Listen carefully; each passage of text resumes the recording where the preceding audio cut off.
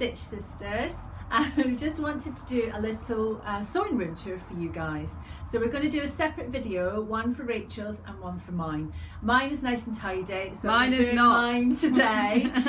But just to explain, in case anybody hasn't watched our first video, Rachel and I teach sewing classes here in Old Sawbray in South Gloucestershire in England, and we teach from home. So what was my sewing room is now still my sewing room, but it's my classroom as well. So we thought we'd give you a little tour and let's show you around and show you some of the lovely things. It was your dining room once upon a time. That's my dining room. I don't do Not much dining eating in it done now. in there, except for when we eat cake. That's true.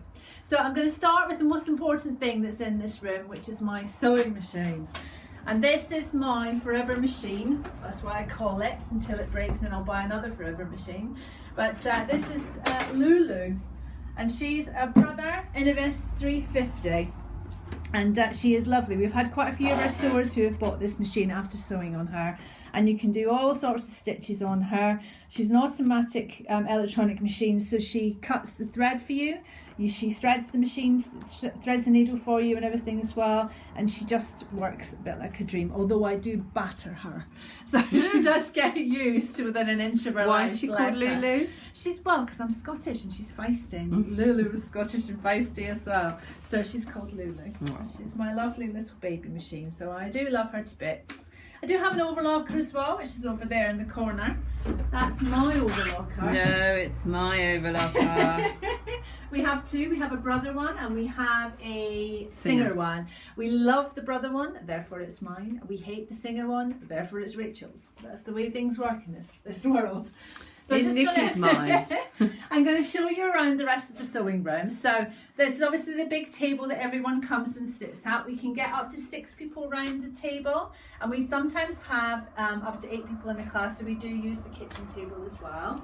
But most commonly people are in here because it's nice and, you know, there's so many things around.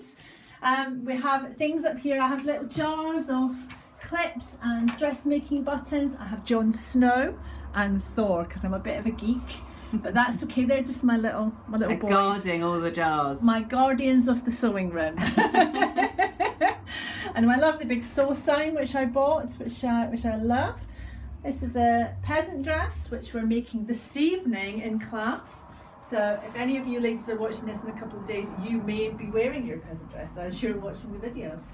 I've got a lovely little peacock that Rachel bought me from Greece. Yeah. A few years ago, so that's my lovely little pendant. Could it be any more blingy? I'm not sure if it could. It even has a bell. And then round in this area, this is our little haberdashery. So we've got everything you could possibly imagine. We've got elastic and ribbon and pins, zips, seam unrippers. We've got all sorts of goodies, including fabrics. We sell the occasional little fabric bundles. Here, some handmade pin cushions, our beautiful pins, which we all love, and our tilly patterns, which are fantastic. We love our tilly patterns. So lots of gorgeousness here, so people can come and they can pay by cash, and we also take cards. We're a proper business. It's amazing. So this is all our lovely goodies. And then my general behind the door area is sometimes where things are hidden. So if when you come in and the door's closed, it's usually because there's like some kind of mess going on. I usually have a stash of patterns on the floor, which are rolled ready to be used in something or another. There's usually some kind of half-finished garment hung on the back of the door. This is a dress, which I just need to put a zip in and hem. And this is my animal flip chart. We did an applique class last year, and I did all of these little animals. It will eventually become a quilt. She was totally obsessed with them for a while. Couldn't think of anything else. She was dreaming about them in her sleep. It's on my to-do list for this year, is to actually get it made into a quilt. We'll see how I get on. Then we've got a variety of bags, which we've made in class. Yeah, there's the Ella bag, and the ultimate tote, and that was the bento bag, which is my gym bag. So they all hang on the back of the door. The reason it's in the sewing room means it doesn't get taken to the gym very often. I'm having a month off in June because there's too many birthdays happening in June. Too much. Who would be so selfish to have a birthday in June? Everyone. So all of my shelves up here are for all of my books. So this is kind of the quilting and hand sewing I'm just going to try section. and zoom in so you can have a nose at Nikki's book titles.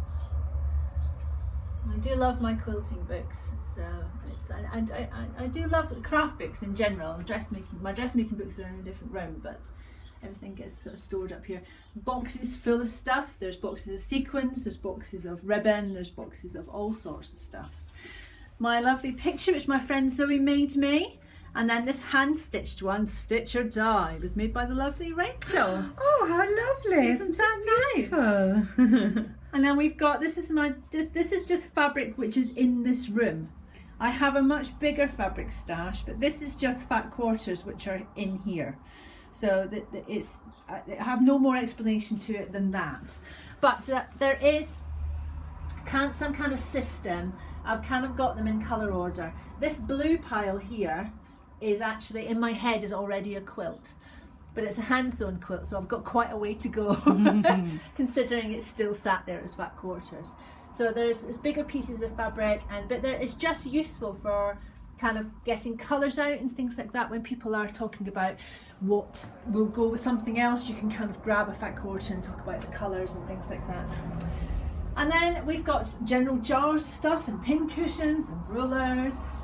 And then up here we've got this lovely little wall hanging, which I just noticed is a bit dusty, which Rachel made me for my Christmas last year. Now, what book was it from? Can you remember? It was from Paper Pieced Home. Paper Pieced Home, and so it's all done on as a paper pieced method. And I know there was someone else who asked recently on one of our videos where it was from. So it's from Paper Pieced Home. And it's a great book. On They do Amazon. all sorts of lovely things. You can do a quilted bathtub if you want to. It's great. I like the platform shoes.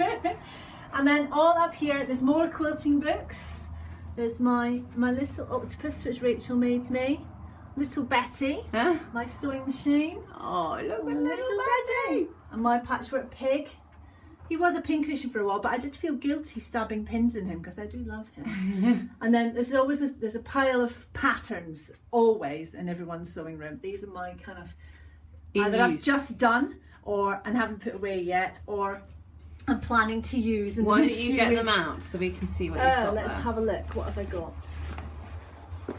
Ooh, there's more than I thought. Try and not start knocking everything up. All of these things down. If they fall on my head, that'll be a blooper.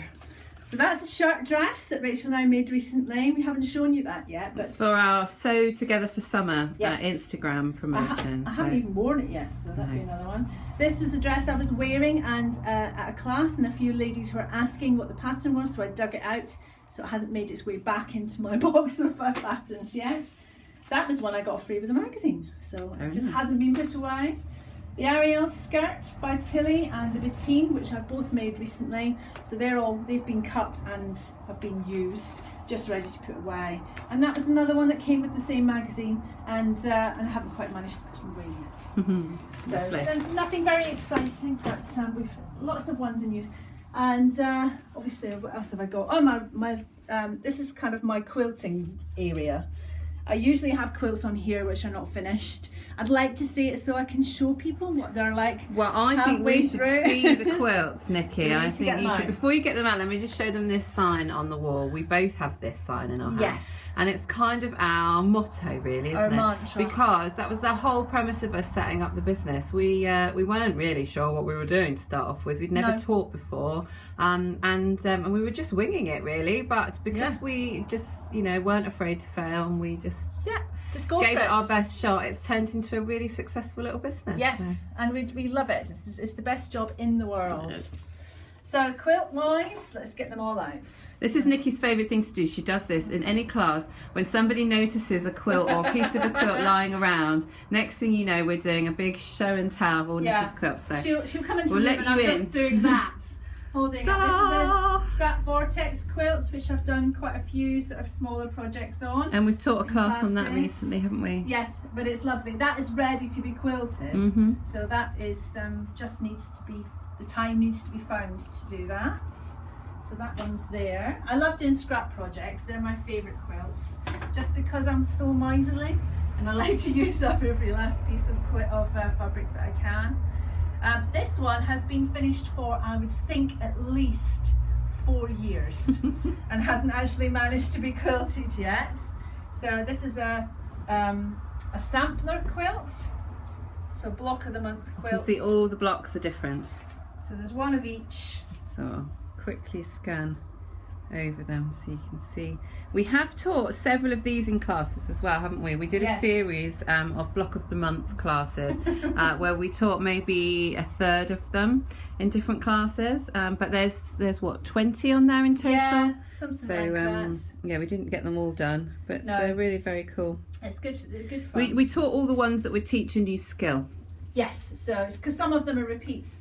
Some of them were like, there was 2 half square triangle blocks in the same month, so once you know how to do a half square triangle, there was no point in us repeating it for a different quilt.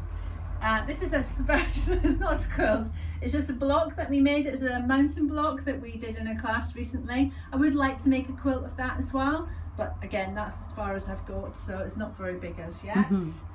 This one is 3/4 quilted. Just has to be, I have to do, I think, 2 rows of stitching and do the binding. So this was a jelly roll race that we did, and so that one is very nearly finished, and that's to go in my spare room upstairs. But summer's not really, I don't get into quilting in the summer. It's too Quilting's hot. a winter sport. It's definitely a winter sport. So I'll need to get back onto those. And then this. Oh, what's that down there? What's this down here, she says. I'd forgotten about that. Rachel's quilts. That, you can tell they're my quilts because of the size of them. Look how teeny weeny it is. I got fed up with her. We'd even basted it together. It's being glued. It needs rebasted because look how wrinkly it is. But it just needs to be quilted. So I have said I would do it for her. So that's on my list. This was a herringbone block from the very first jelly roll class that we taught, and that was 3 years ago, and it's still like that. It will be finished by the end of the year. I'm going to get them done. Maybe even in the summer holidays I'll get them all done. And then this is out into my lovely gardens. You get lots of lovely light here because it's obviously with all the windows. And I have my giant rolls of bias binding. And now the new addition. Here's Maisie. Hello. Oh, you can hear her scampering around, but she's too excited to say hello. Here she goes. She's going mental. Lovely. And a quick glimpse of the husband there. Yeah, bye. Nikki's husband, not mine.